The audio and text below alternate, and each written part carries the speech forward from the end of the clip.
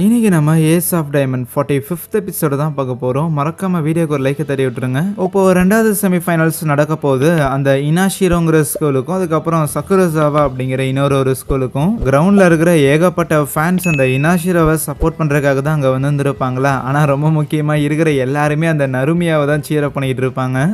டீம்ல அவன் மட்டும்தான் விளையாடுறானோ, ஏன் நாங்க விளையாடுறதுலாம் கண்ணுக்கு தெரியலையே அப்படின்னு டீம்ல இருக்கிற மற்ற பிளேயர்ஸ்லாம் சும்மா கலாய்ச்சிட்டு இருப்பானுங்க. போன வருஷமும் இதே மாதிரி டோர்னமெண்ட் நடக்கும்போது இந்த இனாஷிரோங்கிற டீம் தான் ஜெயிச்சது. இவங்க தான் இந்த வெஸ்ட் டோக்கியோ சைட்ல இருந்து நேஷனல்ஸுக்கு போன ஒரு டீம். இந்த வருஷமும் செம்ம ஸ்ட்ராங்கா வந்திருக்காங்க. வெறும் இந்த நருமி அப்படிங்கிற அந்த பவுலர் மட்டும் கிடையாது, டாப் ஆர்டர் பேட்ஸ்மேன், மிடில் ஆர்டர்ல இருக்கிறவங்க அப்படின்னு சொல்லி இருக்கிற எல்லாருமே கேட்சர் முதற்கொண்டு எல்லாருமே ஒரு பெர்ஃபெக்டான ஒரு டீமா இருக்கிறாங்க. அதுலயே ரொம்ப முக்கியமா நருமியா கடந்த 2 வருஷமா ஆடியன்ஸ் ஆச்சரியப்படுத்திட்டு இருந்தவன் இந்த வருஷம் என்னத்தை காட்ட போறான் அப்படின்னு கொஞ்சம் எதிர்பார்ப்பு இருக்கதான் செய்யுது. சைடோவை சேர்ந்த நம்ம பசங்களுமே எப்படியோ கேம் ஆரம்பிக்கிறதுக்கு முன்னாடியே வந்துட்டானுங்க.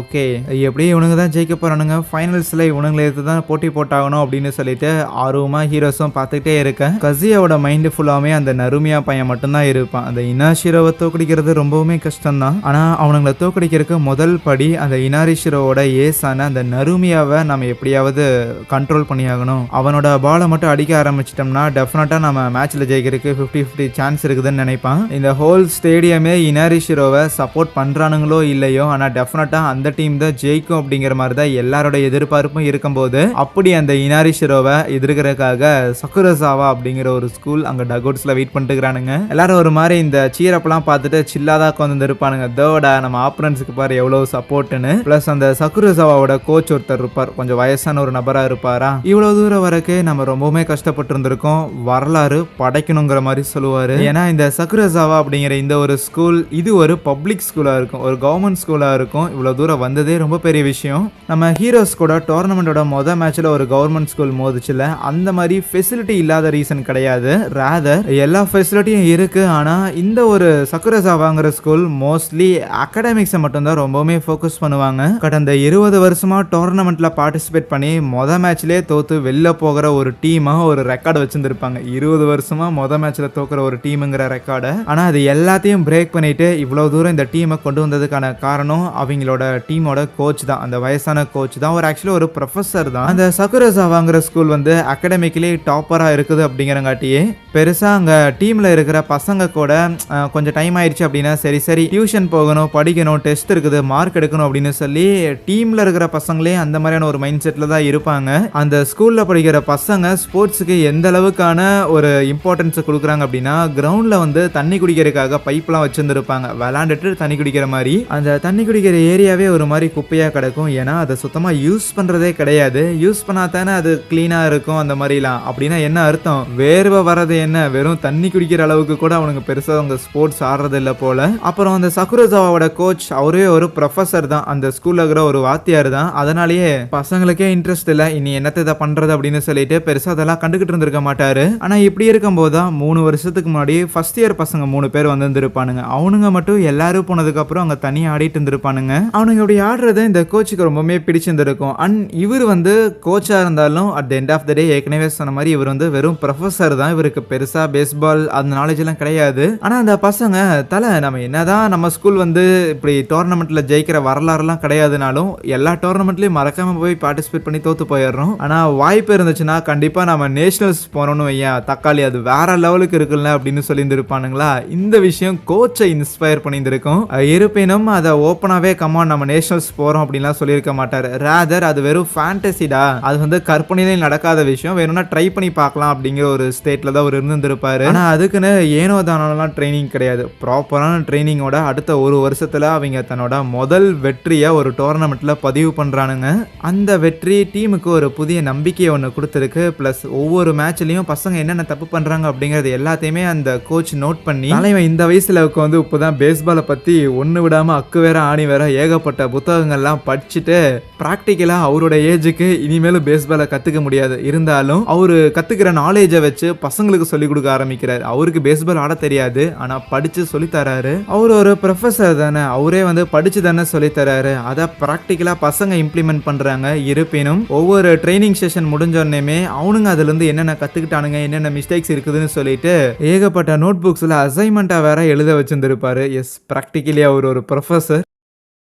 சரி, இந்த விஷயங்கள் எல்லாமே அப்போ இந்த இனாரிஷிரோவுக்கு எதிர்த்து போட்டி போடும்போது கை கொடுக்குதான்னு பார்த்தா எஸ், கை கொடுக்க தான் செய்யுது. அதுக்கு முக்கியமான காரணம் அந்த சக்குரசாவாவோட ஏஸ், அந்த ஒரு பவுலர் தான். அவன் ஒரு நக்கிள் பால் த்ரோ பண்ணிக்கிட்டு இருப்பான். அந்த விரலோட நக்கிள்ஸ் இருக்குதுல்ல, ஸோ அதில் வச்சு அவன் பால் த்ரோ பண்ணுவான். பேசிக்காக ஒரு நக்கிள் பால் அப்படிங்கிறது வந்து ஸ்லோவாக தான் வரும், ஒரு 60 to 70 கிலோமீட்டர் ஸ்பீடில் தான் வரும். ஆனால் அப்படி ஸ்லோவாக வர பாலை கூட அடிக்கிறது அங்கே கஷ்டமாக தான் இருக்கும். ஏன்னா அது ஸ்லோவாக வருதுங்கிறது ஒரு ரீசன். அதை விரலை வச்சு போடாமல் அந்த விரலோட நக்கிள்ஸை வச்சு போடுறங்காட்டி அந்த பால் ஸ்பின்னும் ஆகாது. பால் ஸ்பின் ஆகலைன்னா அந்த பால் டிராவல் பண்ணும்போது கரெக்டான ஏரோடைனமிக்ஸ் இருக்காது. ஏரோடைனமிக்ஸ் இல்லைன்னா பால் வாபுல் ஆகும், காத்துல ஆடும். ஸ்லோவான ஒரு பால் காத்துல ஆடிக்கிட்டே வரும்போது அதை டைம் பண்றது கஷ்டமா இருக்கும். அதனால தான் அந்த இடத்துல ரன் அவுட் ஆகிட்டு இருப்பானுங்க. ஆனால் இந்த அளவுக்கு அவங்க டீம் ரொம்ப நல்லா வந்ததுக்கான காரணங்கிறது அவங்க டீமோட ஏஸ் தான், அந்த ஒரு பவுலர் தான். அவனையுமே கூப்பிட்டு வச்சு பாராட்டிக்கிட்டு இருப்பாரா. அதுக்கு அவனுமே ஓகே, எப்போ போல நல்லா தான் ஆடுறோம் இருப்பினும். அடுத்தது அங்க பால் போடுறதுக்காக வந்த நம்ம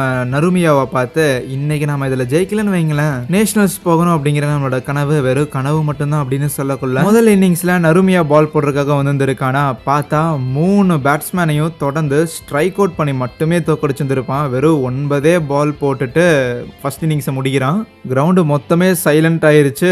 பிளஸ் இந்த சக்குரசாவா பசங்களுக்கும் புரியுது, ரைட்டு நம்மளோட அவனுங்க எவ்வளோ பெட்டருங்கிற விஷயம் அந்த 9 பால்லேயே தெரிய வந்திருக்குதுன்னு. ஆனால் அதுக்குமே அவங்களோட கோச் கவலைப்படாதீங்கடா, நம்மளுக்கு நம்மளோட கேம்னு ஒன்று இருக்கு, நம்மளோட கேம் பிளேயை வச்சு தான் நம்ம இவ்வளோ தூரம் வந்திருக்கோம், அதனால இதில் ஜெயிக்கிறதுக்கும் வாய்ப்புகள் இருக்கு, அதனால மனம் தளராமல் போட்டி போடுங்க அப்படின்னு மாரல் சப்போர்ட் பண்றாப்புல. அடுத்தது இனாஷிரோல இருந்து பேட் பண்றதுக்காக அவங்களோட டீம் கேப்டன் வந்திருப்பானா, சரி இவனாவது அடிப்பானா அப்படின்னு மற்றவங்களும் எதிர்பார்க்குறாங்க. அந்த கேப்டனுமே ஓகே ஃபைன், அவன் போடுற பாலை வச்சு அடிக்கலாமா வேணாமாங்கிறத முடிவு பண்ணுவோன்னு பார்த்துட்டு இருப்பான். ஐ மீன் அடிக்க முடியுமா இல்லையாங்கிறத. சக்குரசாவாவோட பிக்சருமே பாலை போடுறானா, அது ஆஸ் யூஷுவல் ஒரு நக்கிள் பால் தான், அது மட்டும் தான் அவன்கிட்ட இருக்கு, அதான் ஸ்பெஷாலிட்டி, அதுதான் ஒர்க்கும் ஆகுது. மொதல் பால் அந்த கேப்டன் விட்டுறான், இருந்தாலும் பால் சுத்தமா ஸ்பின்னே ஆகல, டெஃபினட்டா அடிக்கிறது கஷ்டம் தான் அப்படின்னு அவனுக்கு புரியுது. இருப்பினும் முயற்சி பண்ணி அடுத்த ஒரு பாலை அவன் அடிச்சாலுமே அதை வச்சு ஈஸியா ரன் அவுட் பண்ணிடுறாங்க. அடுத்த பேட்ஸ்மேனாக நருமியா இறங்குறானா, இன்னைக்கு பாரு நான் பால் போடுறதுல மட்டும் இல்ல பேட்டிங்லயே எவ்வளவு தலை சிறந்த ஒருத்தனுக்கு காட்டுறங்கிற ரேஞ்சுக்கு அவன் பில்டப் கொடுத்துட்டு வருவான். ஆனா நருமியா நடந்து வர தோனியே லைட்டா அந்த சக்குரசாவா பையனுக்கு பதட்டத்தை கொடுக்க தான் செய்யும். இருப்பினும் அவன் முடிஞ்ச அளவுக்கு தன்னைத்தானே காம் பண்ணிக்க ட்ரை பண்ணுவான். ஏன்னா 3 வருஷமா இருக்கிறான் டீம்ல,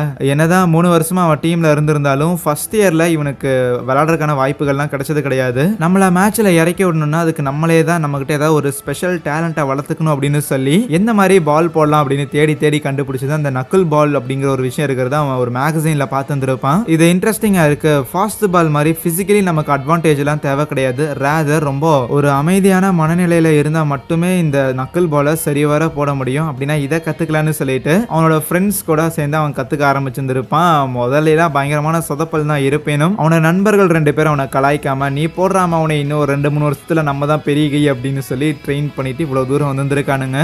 ஆப்வியஸ்லி அவன் போட்ட அந்த நக்கிள் பாலுங்கிறது நருமியாவை 3 ஸ்ட்ரைக் அவுட் பண்ணி அங்கிருந்து அனுப்பி விட்டுட்டான். ரொம்ப அமைதியா திடகார்த்தமா ஒரு கல்லு மாதிரி சுத்தமா எக்ஸைட்மெண்ட்டே இல்லாம ஒரு மனுஷன் ஒரு பிளேயர் மென்டலி எந்த அளவுக்கு ரொம்ப ஒரு மாதிரி ஜென் மோட்ல இருக்கிறானோ அப்ப மட்டும்தான் அவனால ஒரு பெர்ஃபெக்டான ஒரு நக்கிள் பாலை போட முடியும். எல்லாருக்குமே அது சர்ப்ரைஸ் தான். தோடா என்ன இந்த ஸ்கூல் இந்த அளவுக்கு ஆடுறானுங்க, இப்படி ஒரு நக்கிள் பாலை போடுறதுலாம் வந்து அவ்வளோ ஈஸி கிடையாது. கரெக்டாக இந்த நக்கிள் பாலில் பெர்ஃபெக்ட் பண்ணுறதுக்கு இந்த பையன் தன்னோட ஹை ஸ்கூல் லைஃபையே வந்து சாக்ரிஃபைஸ் பண்ணியிருக்கணும். சீரியஸ்லி இவ்வளோ தூரம் அந்த சக்குரசாவா ஸ்கூல் வந்ததுங்கிறது எந்த விதத்துலையுமே ஃப்ளூக் இல்லை அப்படின்னு யோசிக்க. அடுத்ததே அந்த நருமியா பால் போடுறதுக்காக வரான். ஆஸ் யூஷுவல் 9 பால்ல அந்த இன்னிங்ஸ்லயுமே மொத்த பேட்டர்ஸையும் அவுட் பண்ண. இன்னைக்கான மேட்ச்ங்கிறது 2 பிச்சர்ஸுக்கு நடுவில் தான் நடக்குது, நான் அதில் தோக்க போகிறது இல்லை அப்படின்னு நருமியா யோசிக்க. அங்கே இந்த ஒரு எபிசோடையும் முடிக்கிறாங்க. So thank you.